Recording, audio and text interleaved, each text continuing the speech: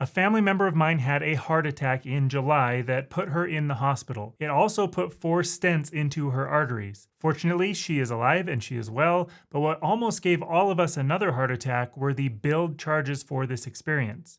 They've come in at a whopping $523,069.80. She is on Medicare, so she did not pay $500,000 plus, and she was kind enough to send me her claims for this video so I can bust out the trusty whiteboard and give you an idea of how much you would pay of that $500,000 plus bill if you were on original Medicare with a supplement plan G versus a Medicare Advantage plan. Cost comparisons like this generate a lot of interesting comments from people who don't watch to the end, so to help me manage the comments effectively, I've hidden a secret code word in this video for you. Okay, let's get into this. My family member had chest pains and headed to the hospital where they saw that she was in the middle of a heart attack. This led to an ICU visit, 4 stents, and a 4-day stay in the hospital.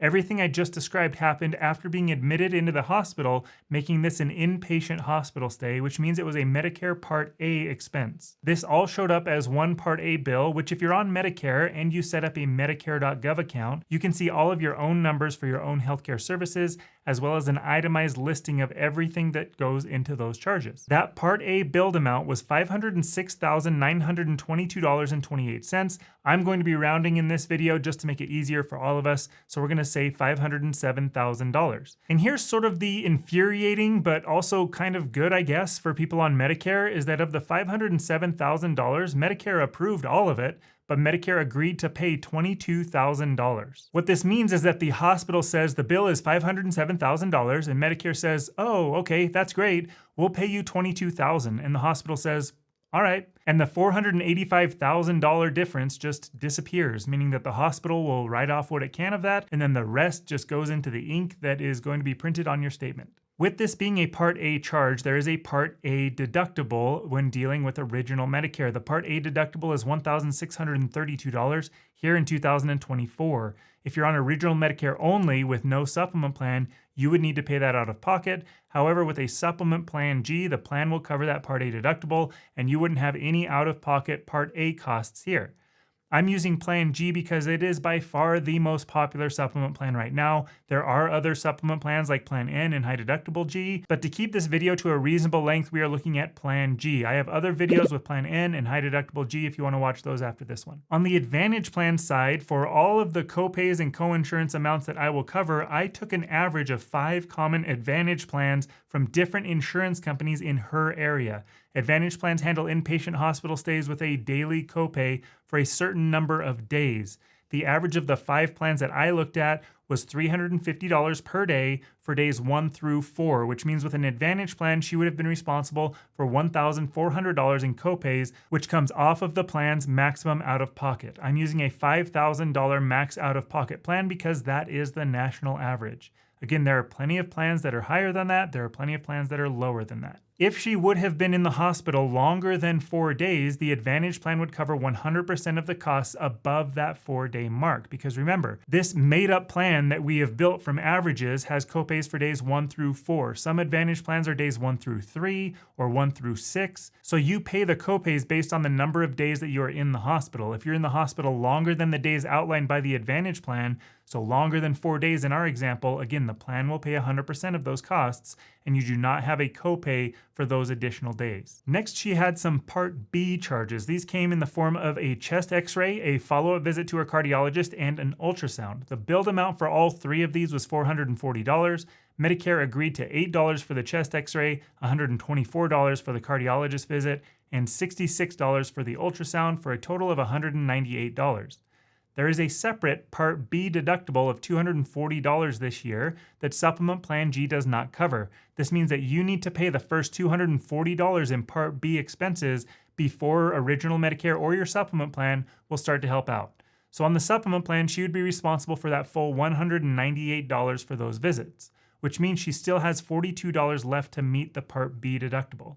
With the Advantage plan, there are copays for each of these services. Again, I took an average across 5 separate Advantage plans. For x-rays, the average was a $5 copay. The visit to the cardiologist is a specialist visit with a $25 copay. And the ultrasound has a copay of $150, but this gets a little bit weird. The billed amount was $200.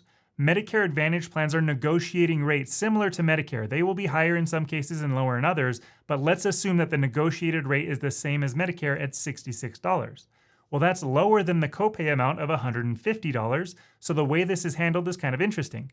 The Advantage plan cannot charge you more than the approved amount, so even though the copay amount is $150, you would only pay the approved amount of $66, and all of these copays come off of the max out-of-pocket number.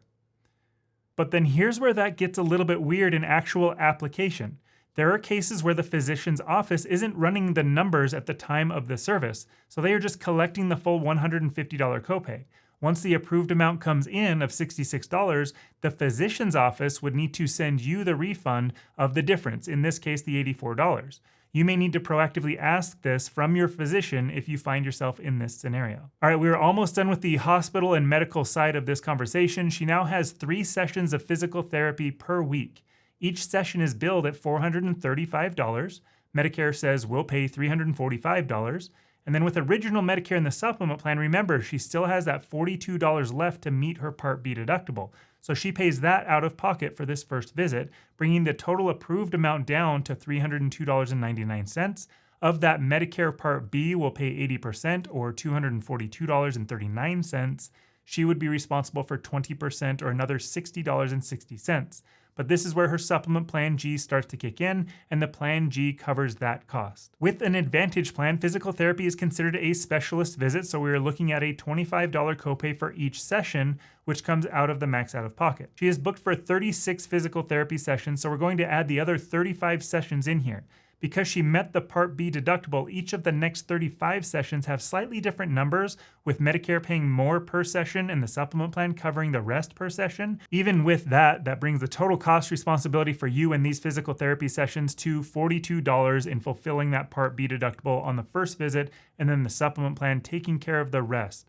The total bill is $15,660 for all of the sessions.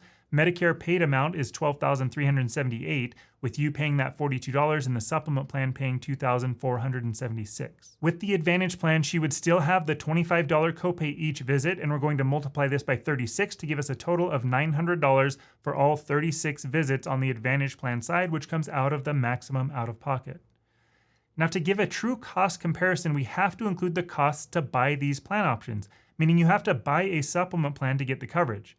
Original Medicare has a monthly premium for Part B. This is based on your income, meaning those who have higher incomes pay more, but the base amount is $174.70 as of the recording of this video per person per month. And just to make this easy on everybody, I'm going to round that to $175. This number does go up a little bit each year. That annual cost is $2,100. And again, both of these plan options have this cost. There are some Advantage plans that will have a Part B give back. Those are exceptions. They're not the rule. They are not available everywhere. Those on Medicaid will have reduced or no Part B premiums, but again, those are exceptions. We're tackling the most common experiences that people would face here. Now, you need to purchase a supplement plan G separately, and the national average is $150 per person per month for a 65-year-old. In most states, this also goes up based on your age, so it could increase each year, and it's highly dependent on where you live. So you could see higher or you could see lower costs here. I did a 48-state road trip where I went through each of the state's average Plan G and Plan N costs on this channel, so look up your state for more details there. The annual cost for this is $1,800 if you go the supplement plan route. Now, most are getting a standalone Part D prescription drug plan as well if you're going with a supplement plan. The average monthly premium this year is around $35, so another $420 per year. That is an average. There are Part D plans that are 50 cents a month. There are Part D plans that are $100 a month. On the Advantage plan side, most Advantage plans do not have a monthly charge to have the plan. By most, it's 75% of everyone on an Advantage plan does not have a premium here in 2024, so we're going with the majority here. Now, most Medicare Advantage plans also have drug coverage included at no additional cost. I say most because there are Advantage plans that are geared toward people who either already have drug coverage or they don't want additional Part D coverage. But again, those are exceptions, not the rule. All right, let's add up the totals for hospital and medical to see which option would cost less. The total billed amount is a whopping $523,069.80, which will round to $523,100. Medicare laughs in that general direction and has what we'll call the Medicare negotiated amount of $34,576. Isn't that difference absolutely wild? Her total out-of-pocket costs, if she were to be on original Medicare and a supplement plan G, are $4,560. That is made up of the Part B deductible, the Part B premiums, and the supplement plan premiums. The Advantage plan total paid out of pocket is $4,496. That is made up of all of the copays associated with these services and the Part B premium. So in this one scenario, looking at annual costs only in this 1 year, it's pretty even with the Advantage plan saving about $64. Now, before you leave, I have 3 very important things to cover. The disclaimers for those of you who say that I'm misleading people, the secret code word, and drug costs. First, the disclaimer. This video is strictly looking at dollars and cents with one event, and there is a whole lot more to the story that you have to know. Do not make your Medicare decisions based on this single video. Supplement and Advantage plans work very differently from each other, and there is a video that looks a lot like this that is arguably the best video that I've ever seen on the topic, and the presenter seems pretty neat. Most people are not on Medicare for just 1 year. This video was a 1-year look. I have a detailed video on the cost of each of these plans over the course of 20 years for you to go watch, and it looks like this. Next, I do not care which plan you get. I am not one of those extremists that you'll find here on YouTube or in the world that will tell you that everybody should go on one or everybody should go on another. Both work very differently, and they both work for different kinds of people. Advantage plans have networks. With a preferred provider organization or PPO Advantage plan, you have some out-of-network coverage. It's not as strong as in-network coverage, meaning instead of that $25 copay, you might have a 30% coinsurance, but you do have coverage. With a health maintenance organization or HMO Advantage plan, you typically do not have out-of-network coverage, and going out-of-network puts the full cost of services on you, except in emergencies, which a heart attack counts as an emergency. So in this example, all of the huge costs are required to be treated as in-network regardless of the type of Advantage plan someone has or where you have the heart attack, assuming it's in the US. The exception would be any of the services that took place outside of the emergency, so the doctor visit, the physical therapy, anything that was outside of that emergency situation. With those, you will definitely want to make sure that you're in-network. The next thing to disclaim my way out of would be prior authorizations. I am warning you right now, I hate anecdotal evidence used as proof of something. This whole video is anecdotal evidence, meaning this is one person's experience and you cannot extrapolate your exact costs from this one example. When we talk about prior authorizations, the internet is full of anecdotal horror stories, and it makes me sad. My job here is to present you with the facts of how these plans work. 50% of people on Medicare right now are on an Advantage plan, and that number is growing. And those on Advantage plans are bombarded by anecdotal evidence of how they will die because they chose an Advantage plan. Let me be clear, issues do happen on Advantage plans. Insurance companies mess up. Advantage plans are not the same as original Medicare and a supplement plan. But I know that a large percentage of you watching this are already on an Advantage plan, and you want to know how these things would be covered if you had, heaven forbid, a heart attack. And you don't want to be belligerently bombarded by how you made the wrong choice based off of an anecdotal story from somebody's aunt's friend's cousin. Advantage plans can and do have prior authorizations for certain procedures. A heart attack like what was covered in this video is an emergency and will be covered as such. I have a video specifically about the Advantage plan denial problem that I'll link to at the end of this video and in the description. I do need to warn you though, it will make some people very upset because it uses actual data and the results surprised me and will probably surprise most people who watch it. All right, the secret word is almost here. Do not make your Medicare decisions from a YouTube video. Not mine, not anyone else's. Work with an independent agent who is licensed and familiar with the plans available to you in your area. Even if it's not us, use our competitors. Just use an agent to help you with these decisions. They can compare the plans and costs. They can help you not just when you go on Medicare, but for the rest of your life. If you do want our help, I do have partners who are licensed and familiar with all 50 states, and you can connect with me on theretirementnerds.com, or my email is in the description of every video. Okay, the time for the secret word is here, and it is anecdote. If you somehow use that word in the comments, that'll be our little secret that you made it this far, and then I can take those comments a little bit more seriously. You have 2 directions that you can go from here. The first is another cost video where my family member shared her prescription drug costs from this experience, and I show how that would be handled under a Medicare Part D with a supplement plan versus an Advantage plan right over here. The second path that you can take is right over here, where I go through how pervasive the Advantage plan denials are with actual data rather than those anecdotes. But again, fair warning, you might not like what you see. I will leave the choice up to you.